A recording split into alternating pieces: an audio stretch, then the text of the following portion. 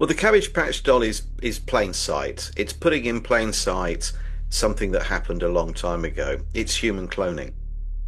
So when the previous civilization were wiped out, and this was through civil wars, the Napoleonic Wars, the American Civil War, they got rid of as many people from the old civilization as possible. They repopulated using Caucasian babies en masse, and they were distributed across the earth to basically start a new civilization in preparation for the Industrial Revolution. The world keeps lying, but he won't retreat on his quest for truth. Yeah. Truth! Quest for truth!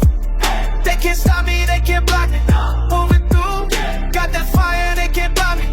Quest for truth, breaking chains, making waves. That's what I do. When they hate, I create. All right, Mr. Guy Anderson, you came on my radar when I saw the book about the Cabbage Patch dolls, and I did a show about that, I want to say a couple years ago, and at the time I didn't even know you had written a book on this, and I think I'd seen a couple videos, and I had been doing a little bit of research myself into this subject, and talk about just weird stuff, man. Like I don't know even know what to make of some of this stuff, but we're going to talk a little bit about that. But Guy, please introduce yourself to the audience and let them know what they should know about you. Well, my name's Guy Anderson, and I am what you would call a conspiracy theorist. I suppose my specialist subject is Tartaria. But I have also spent 20 years in Freemasonry, and I joined because I wanted to find occulted knowledge. So my journey down the rabbit hole started in my teens, and I'm now so far down I can't get back out. So you're in the Freemasons, you've been in them for 20 years, is what you're saying? Right now you're currently in them? No, right now I'm not. Okay. I had to leave. What I've said and what I've written about them, it would be impossible for me to return. Not that I want to, because it's not what I thought it was going to be.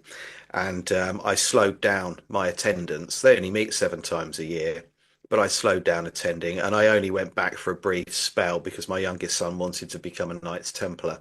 Mm. Yeah. How old or how far into the Masons did you end up getting? What degree, I guess? I guess 32nd is the highest, and then they have the honorary 33rd, and then they have degrees above that. I've heard, and I know you did a blog recently about, I think, up to 99 degrees, and I interviewed a man named William Schnoblin years ago who claimed to have made it to that 99 degree.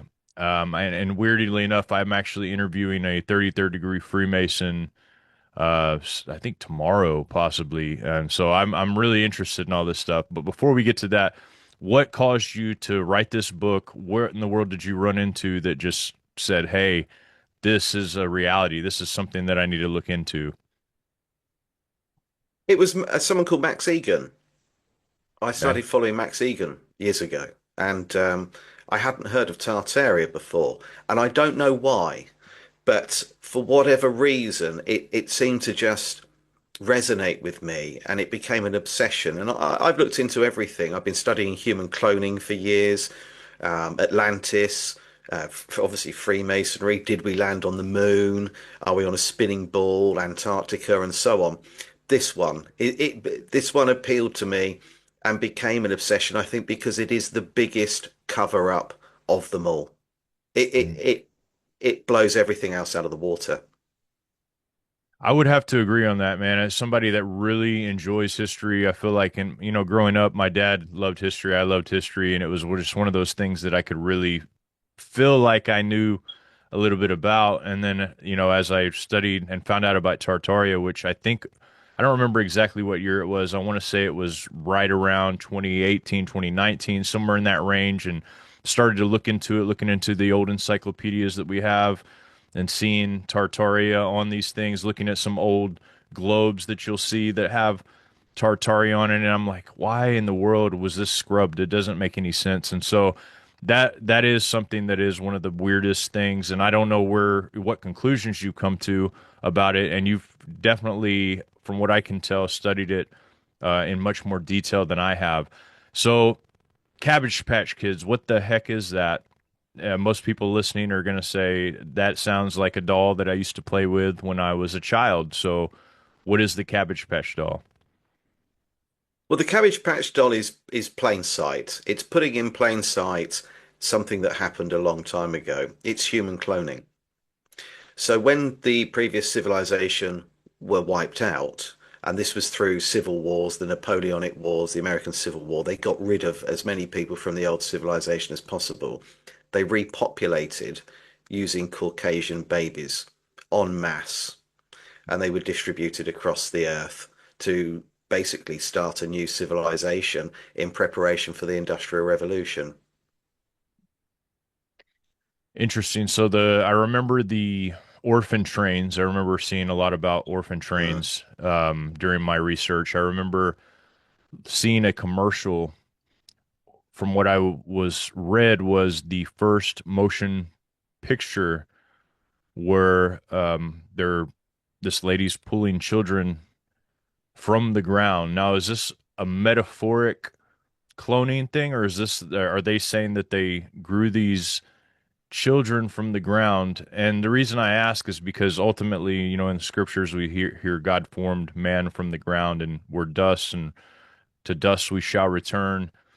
And in witchcraft and stuff, people have been mixing um, fluids, let's just say, and different elements of the world to try to create and try to manifest different spiritual things. So I mean, it's not like it's way far fetched, but I'm curious to hear your interpretation of that. Yeah, the lady you're referring to is Alice Guy, and she was a French movie pioneer, but her backstory doesn't stack up. Her first movie is The Cabbage Fairy, where she shows you her pulling babies out of cabbages, and then the second one is Midwife to the Upper Classes, where she's selling them to people that come along to purchase babies, and that's what the Cabbage Patch Doll was about, a reprisal of that. But the history of human cloning goes back right to the very beginning. I mean, the oldest text we have that you could refer to as a Bible is the Epic of Gilgamesh. It's carbon dated. We know that the Old Testament is based upon that. And it tells you the story of us being created as servants by taking the Neanderthal, tweaking its DNA with a bit of Anunnaki, and pumping out a race of beings that can obey, have a lifespan capped, are built in their image, but not quite as powerful or as knowledgeable. And here we are today. So some people might argue that that's the story in the Old Testament is a metaphor where they take the rib of Adam to create another life. But it doesn't matter if it's a metaphor or not because it's a very old book describing cloning. So, and we know that the Old Testament is based, on a much earlier text, the Epic of Gilgamesh. So, cloning is the beginning of our civilization. You also refer to the homunculus and the golem in Jewish folklore, and that is the desire to create life without reproduction, and that's something that John Dee, spent an awful lot of his time trying to achieve. I think it was sperm and horse manure were the key ingredients. It's interesting that you refer to the Bible more metaphoric than you do to the Epic of Gilgamesh, which I would probably switch that ideology because Gilgamesh is a very it seems much more allegorical to me, whereas the Bible has a lot of historical names and stuff that can be tied to actual people. And I'm not saying it's older as far as text goes, because it just depends on what you classify something like the Book of Enoch or something along those lines, obviously, that are found in Dead Sea Scrolls, whereas they're not in ancient tablature. Different form of communicating and passing down information might be the case. And so I would probably disagree with you on that, but I totally get where you're coming from because ultimately these stories align on all of the fronts, whether it's Epic of Gilgamesh, whether it's the stories of the Enuma Elish, whatever, they all seem to tell the similar story to what the Bible is telling. In my opinion, this is what I see. I see a very universal story there. Whereas the only thing that I think we would differ on that is I believe the Bible to be like the actual legitimate record for that. Like I really do believe that. I know that that's foolishness to a lot of people. Whatever. I've studied the different ones as well, but I'm not here to debate that right now. But I do want to know, like, as far as human cloning, what is the biggest evidence of human cloning that you could find that's not written in ancient texts? Something that we can grasp onto, people can go look at. What's your biggest evidence for this? And obviously, we have now human cloning, like Dolly the sheep and stuff, is a cloning type thing. We know that it's possible now, but in recent history, I guess you could say. I think we've got to look at the population. In 1776, the estimated population in the world was 770 million. 100 years later, it had doubled thereabouts to 1.35 billion, which is hard to pull off considering the amount of men that died during that period of time in battle, because that's when a lot of the wars, the civil wars, took place. So it's quite a hard task to achieve, to double the population. But what they miss out is that during that same period of time, 3.35 billion people died. None of that stacks up. So how do you have a situation where you start off with 770 million people, and 100 years later, you've doubled the population, but in the same period of time, lost over 3 billion people through war, famine, and disease, and natural causes? So when you look at these postcards that became really popular, the Cabbage Patch postcards, the incubator babies, the massive amount of children that were being shoved around on orphan trains, that they say 250,000, but estimates are double that. And that the children that were sent to Australia and all across the world, the numbers don't stack up. So all you need to do is look at the population boom with a calculator, a pen and paper, and you can work out for yourself that it is not possible to repopulate to that extent without something else happening. And I think the Cabbage Patch postcards were showing us in plain sight. And of course, they were also known as repopulation postcards. Yeah, I remember showing a chart of the population boom that seemed to happen all at once, like you're saying. I mean, from little population growth for throughout history, all of a sudden, boom, just a huge spike. If you're looking at the stock market, you'd think that something major, major, major happened, which it did, obviously. Um, Now, as far as the some of the stuff that you've mentioned before in your blogs, and I want to still stick with the Cabbage Patch ideology a little bit too, because I remember researching things like the Little Rascals, and it seemed to have interjected into the Little Rascals like these little hidden symbols all throughout. And I know that you've written about this and talked about this, so I really want to hear your take on this because this is boggling for people that liked the Little Rascals. I used to love it. Free video rental at Blockbuster when I was a kid. You could get Little Rascals all day. So I think it's everywhere, John. I think that what they do is they show us what's really going on, but they class it as fiction. So we see it in films like The Little Rascal, TV shows, and then we hear people like Kevin Hart speaking out and saying that they've been cloned. And Britney Spears and lots of other people have come out and said it too. So I think that there is this karmic retribution going on, that if they don't tell us what they're doing when they meet their maker, they're gonna face consequences. And I think that actually going back to Alice Guy, the interesting thing with her is she said that she took the inspiration for the Cabbage Fairy, her first film, from seeing Martin Cooney's exhibition of the incubator babies at the World's Fair in Paris. But what she doesn't tell you is that the film came out a year before the exhibition. So there are holes in all of these stories. But I think the key one is actually the dolls themselves, the Cabbage Patch doll, because the story to that one is really fascinating. They actually came up with a fictional story as a marketing strategy to promote them. And in part of that, you had to actually adopt the doll. They didn't want anybody to state that they'd purchased one, and you got an adoption certificate with it.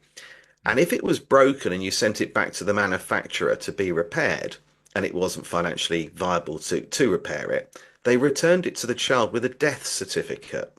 mm, So there's a lot of, and also Babyland General Hospital in Georgia, there's a lot of symbology there. When you first walk in the door, there's a wall covered in photographs of celebrities and famous people like Trump, John Travolta, all people that have been connected with various conspiracies on being cloned themselves. The floors, a Masonic temple floor layout, the same pattern. It's absolutely everywhere. But the story of the Cabbage Patch dolls that Xavier Roberts produced for marketing is that he, as a young child, went into a field he climbed through a waterfall, went into a field where there were rows of cabbages growing, and these things called bunny bees sprinkle dust from crystals on them. They come to life, and the first one that speaks to him says, "You need to find us someone that will adopt us, because if you don't, we're going to have to go and work in the gold mine." Well, this is the story of miners and where the name really comes from, why you would call a child a miner, because that was who was mining. And we can see that in old photographs around the time of the Industrial Revolution. There are no adults working in the mines. There's no adults working in the workshops, workhouses, and factories. It's just kids. There are kids everywhere. And the reason for that is because most of the adults have been removed.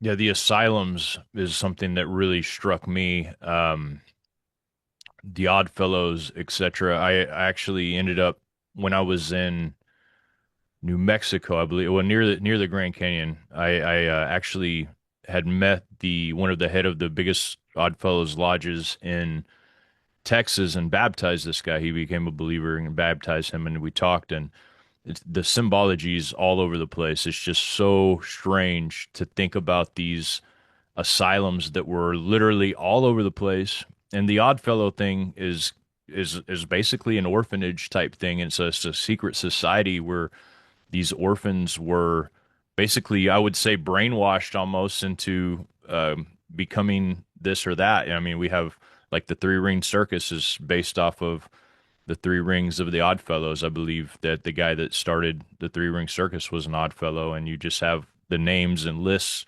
go on and on. You even have Albert Pike and people like that who were out of the order of the Oddfellows. So strange stuff. What about these asylums? I didn't get a ton of research into them, but I saw that they were literally everywhere. Yeah, so the reset, the last great reset was 1776, and that was the start of New World Order. And obviously, the back of the American dollar bill shows everybody that. It actually states it on there in Latin. Hmm. The Lunacy Act came out in 1774, so the Jesuits spent about 200 years preparing to reset us. Um, the Lunacy Act was really clever because if you look at these asylums, so if you look at sort of asylums from the 1800s, it doesn't matter if you're looking in New Zealand, America, Japan, England, Ireland, anywhere in Europe, anywhere in the world, they're all the same building. They're all red brick. They're Greco-Roman style with white brick detailing. And that's because red brick can harness energy, can store energy. It's the same chemical process that causes rust. So I think that the Lunacy Act was vital because what that enabled them to do, with one of the reasons you could be committed for life, was if your husband had died in battle. So your husband dies, you get committed, and your children then become property of the state. And that is where a lot of the children came from.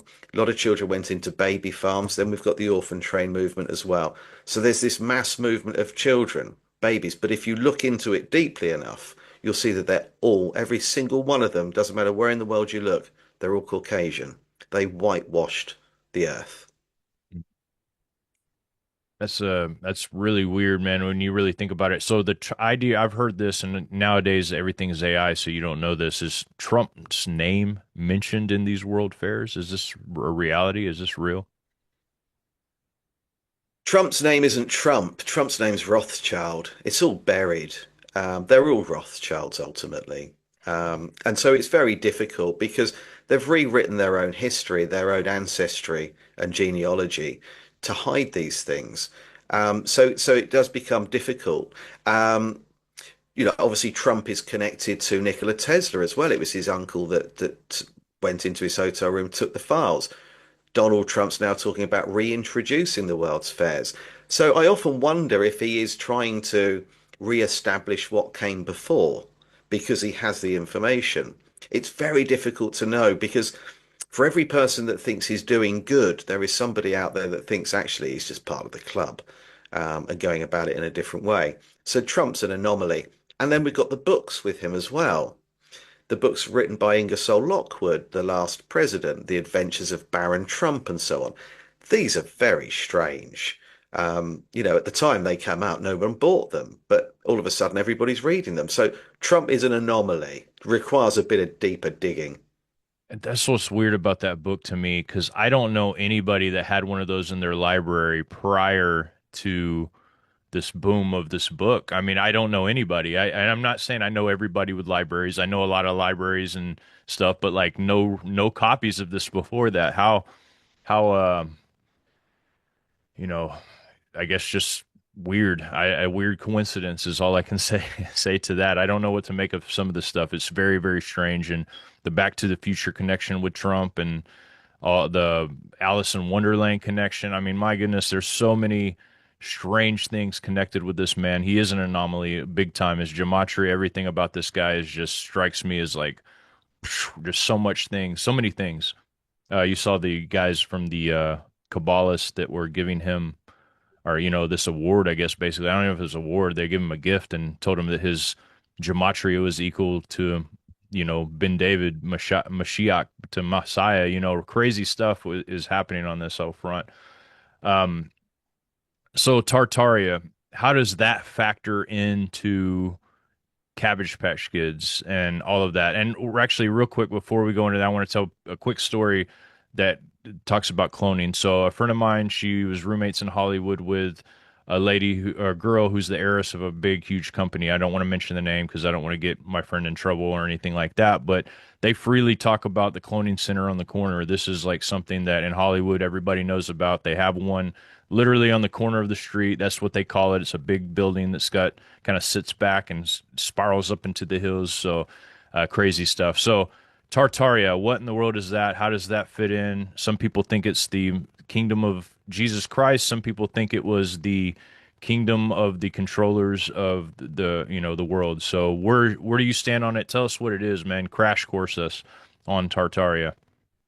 Well, today we would call it the Mongolian Empire, but I think it should be correctly named as the millennial reign of Christ. Hmm. It's a thousand, but first of all, for that to make sense, people have to understand that the timeline has been altered.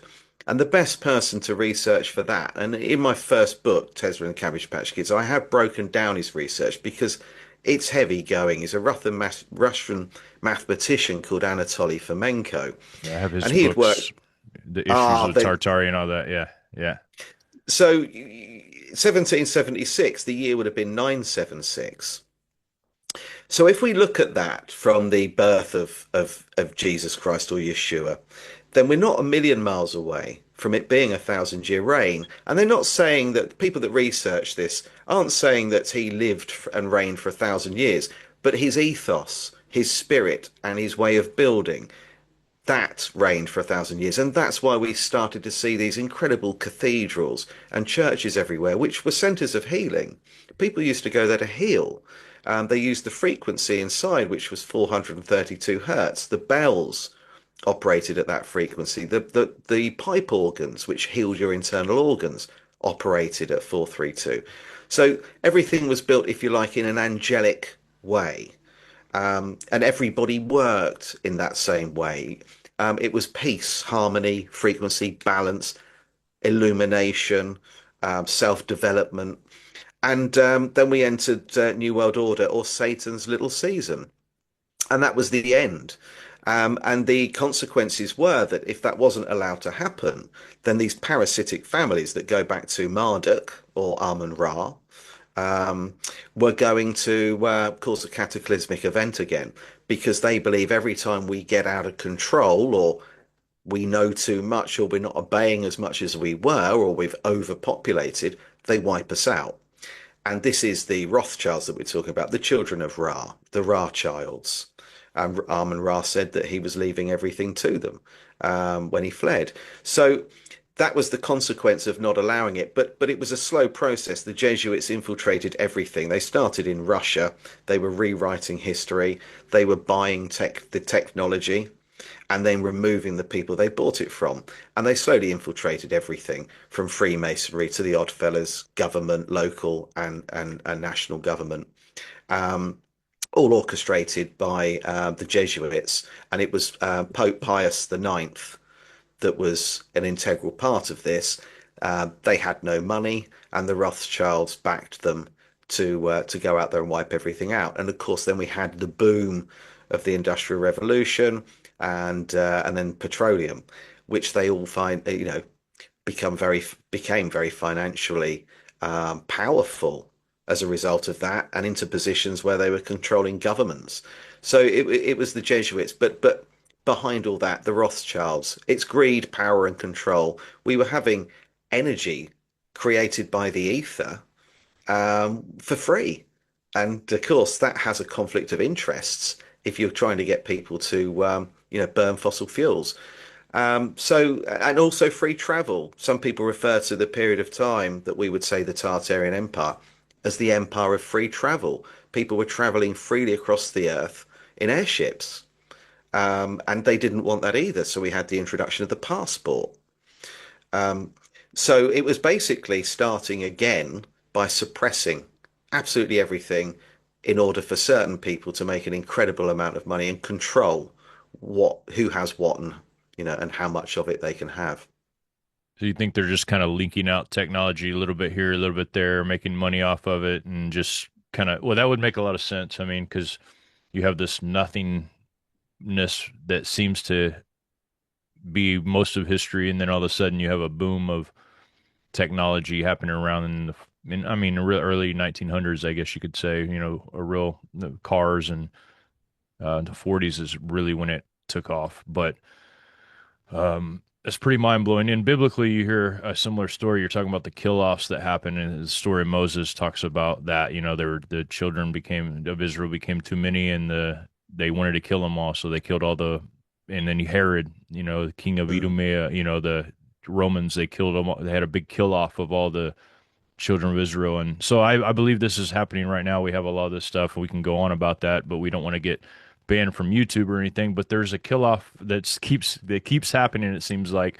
And then the Freemasonry thing is an interesting subject to me. I'm not a Freemason. My uncle was the potentate of the shrine, climb Freemasonry. There's a lot of people from my family that have been Freemasons, and I almost joined myself because I was like, well, it seems like a very good organization. Most of the people that I know that are in it are very successful and good people, etc.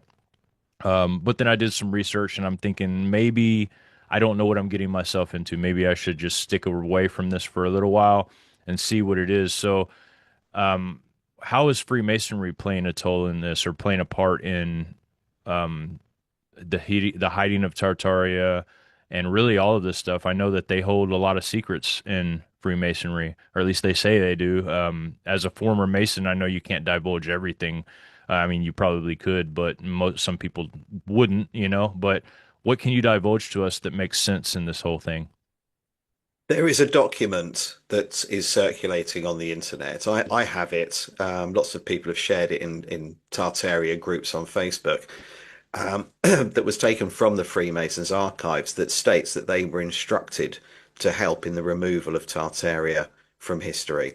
So that's whether they were going into libraries, people's houses, and taking maps, atlases, globes, any documentation they could find, they were instructed across the world.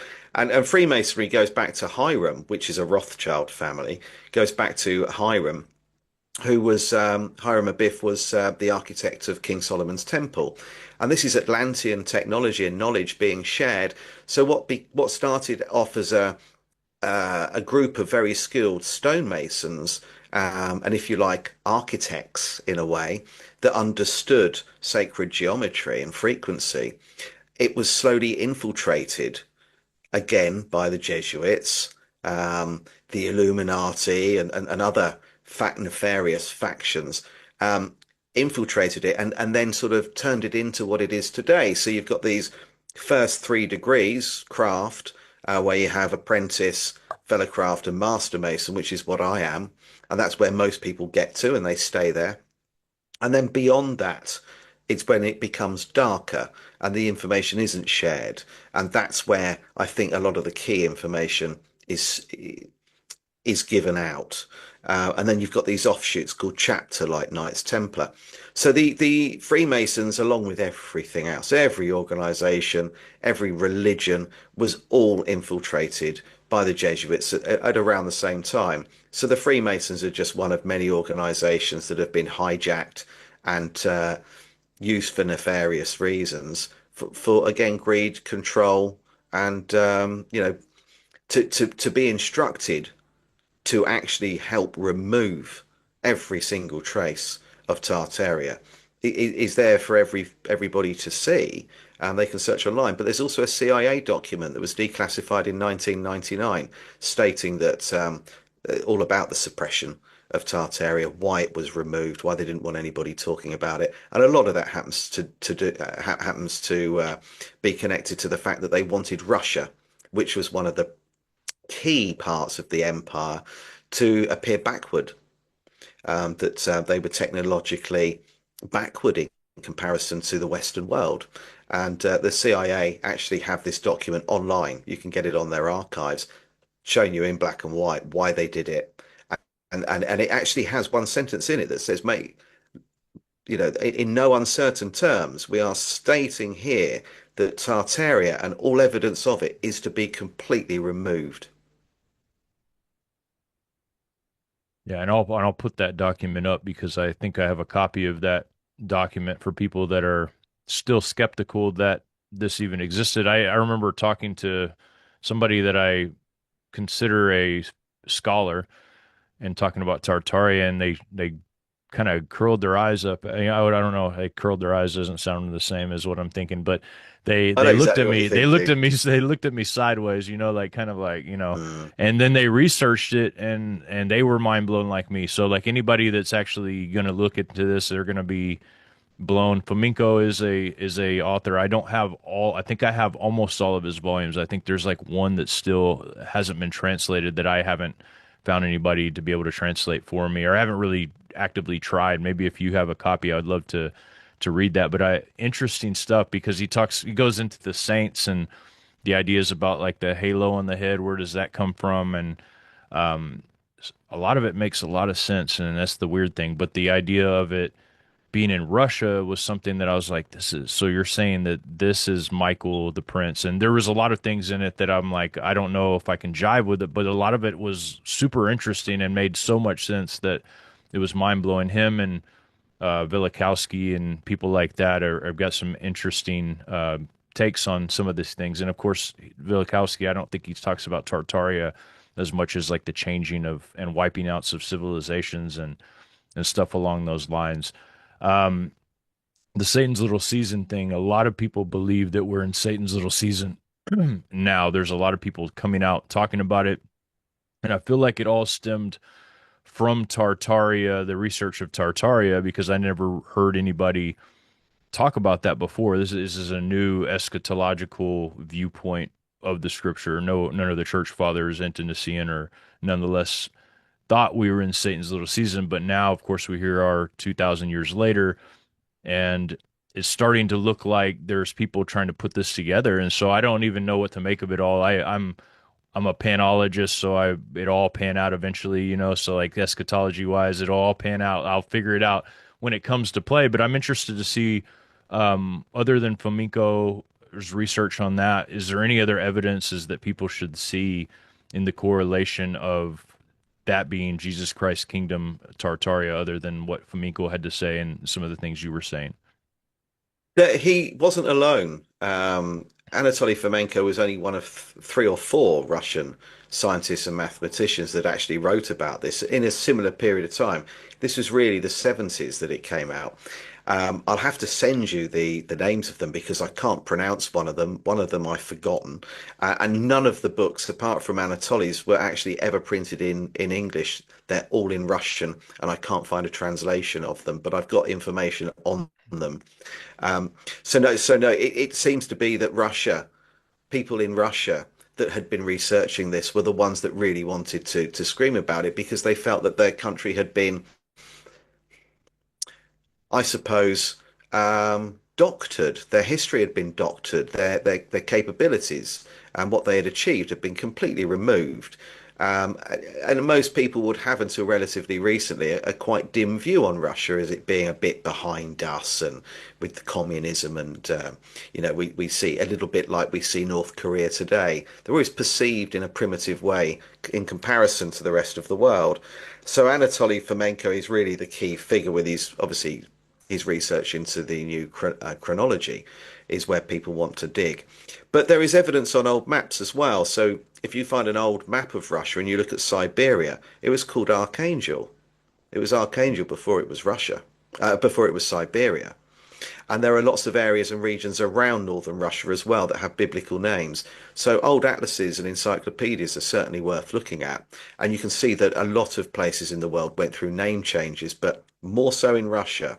They were burying areas. There are areas there that have biblical references throughout the sort of northern hemisphere. And the genocide that took place over the Slavic people is just astounding. I mean, talk about a something that a lot of people have no idea about. They have no clue. I mean, everybody's focused in on Germany and all that, but man, when you really look at what happened over in Russia, it makes Germany look like it was just like a little child's play game in comparison. It's pretty amazing. So I want to focus in on something you talked about, 99 degrees of Freemasonry. And look, me and you could talk for hours because I see that like every subject that you talk about, you have a blog with it and you're well written, well researched. And so we're going to have to do this again. This is just like kind of a preliminary Hmm. interview. I would hope that we do this again because there's so much to talk about. So other than William Schnoebelen, who was in Freemasonry, at least this is his story. I can't verify nor confirm he's got pictures and stuff that lead me to believe he's telling the truth, but he was a very high degree Freemason. I believe that he said that he made it to the 99th degree.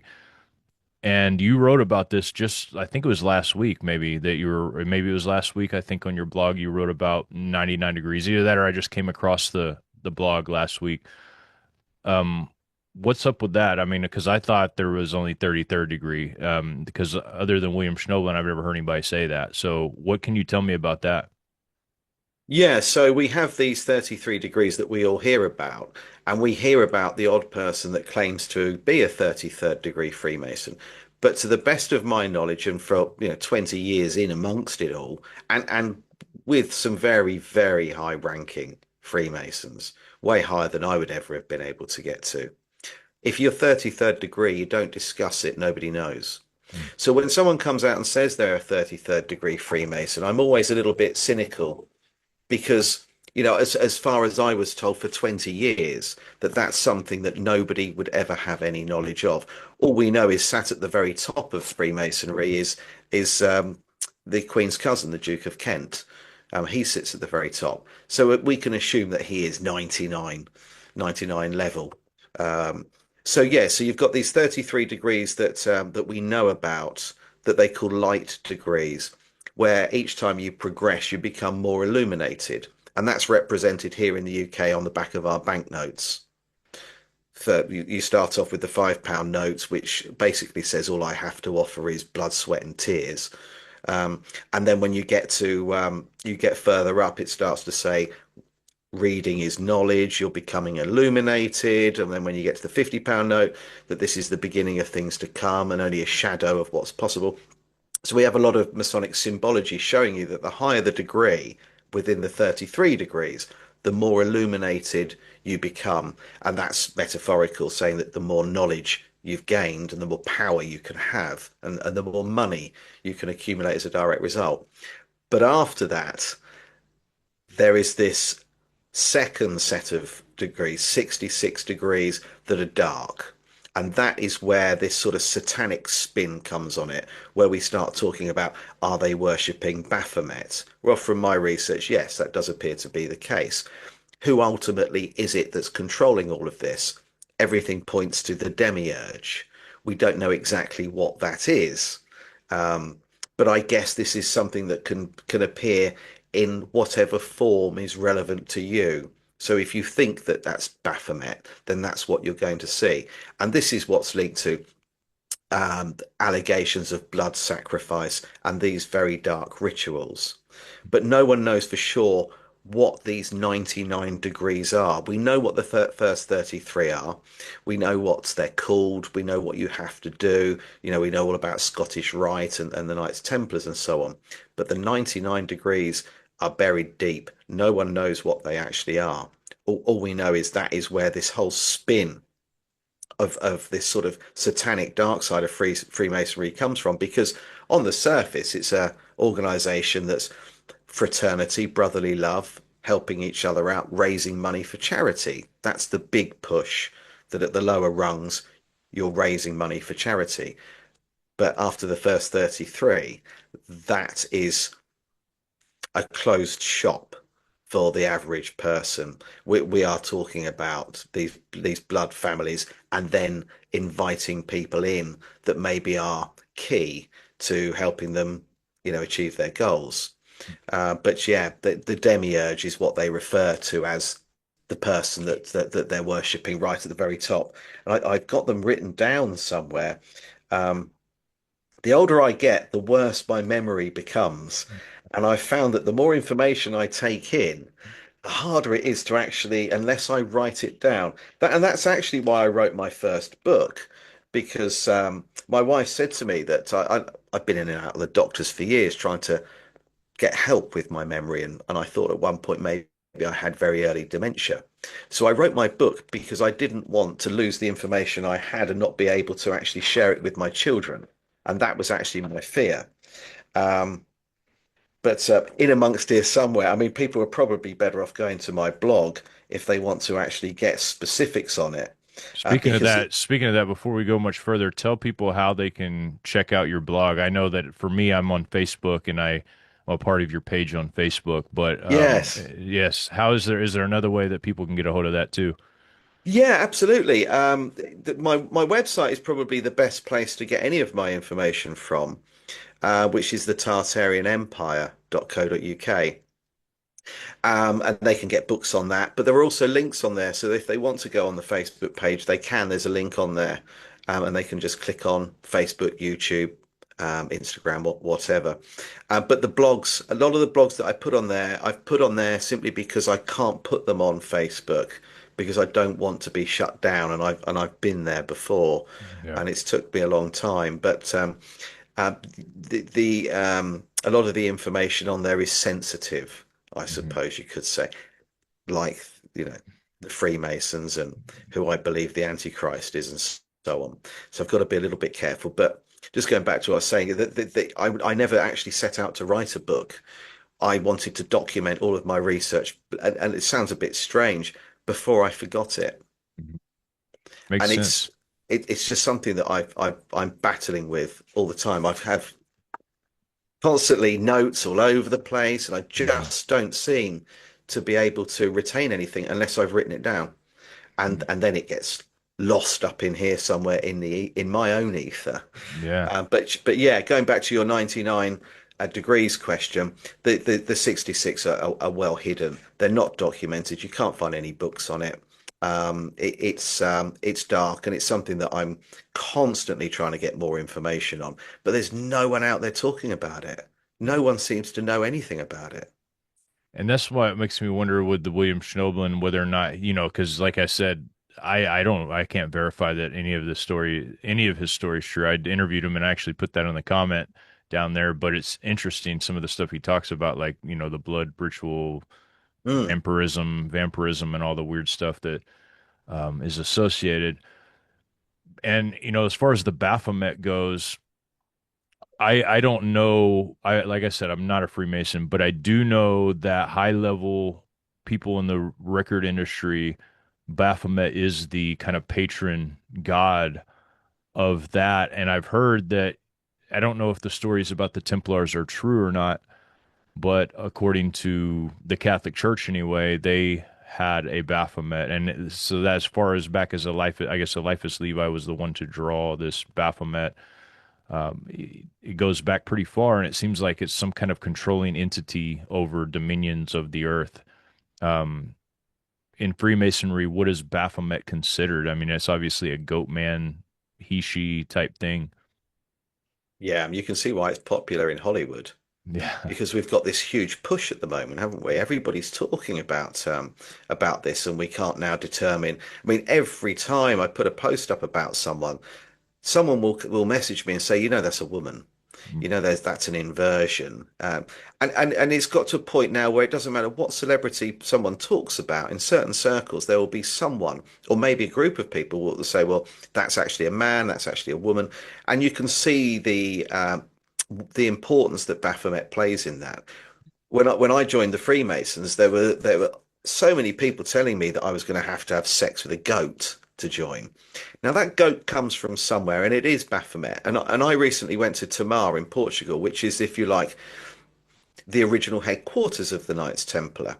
And there was one book that I found in the Convent of Christ when I was looking around. There was one book in English, and I opened it up with the tour guide that took us around, and the page opened on Baphomet.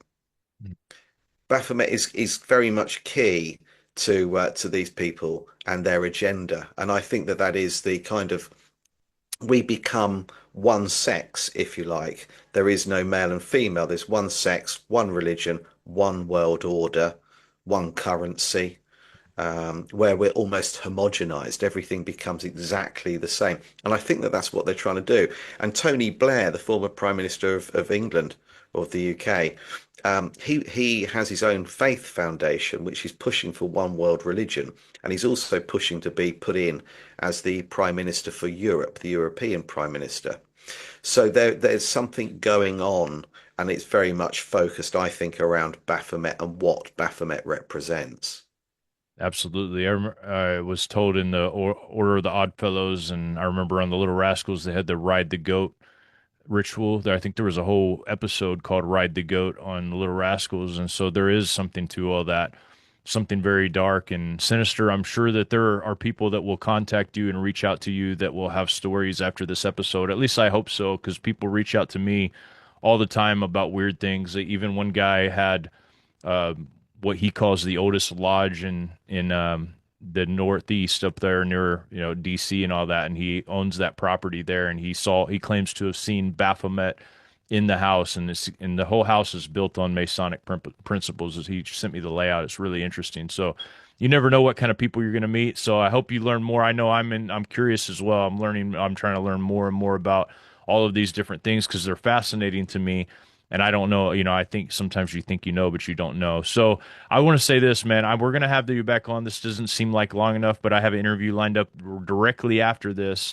And so we're going to do this again very, very soon. If you guys liked having Guy on, please hit the thumbs up. Guy, tell them once again where they can find your stuff. Are you on YouTube as well? And if so, let us know, and I'll put the links in the description there.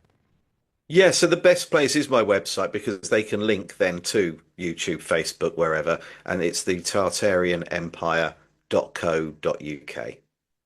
Thank you so much, Guy. We appreciate it. And hit the like, guys. Hit the subscribe. And thank you guys so much for watching. We'll see you guys next time. The world keeps lying, but he won't retreat on his quest for truth. Yeah. Truth! Quest for truth! They can't stop me, they can't block me. Moving through, got that fire, they can't block me. Quest for truth, breaking chains, making waves.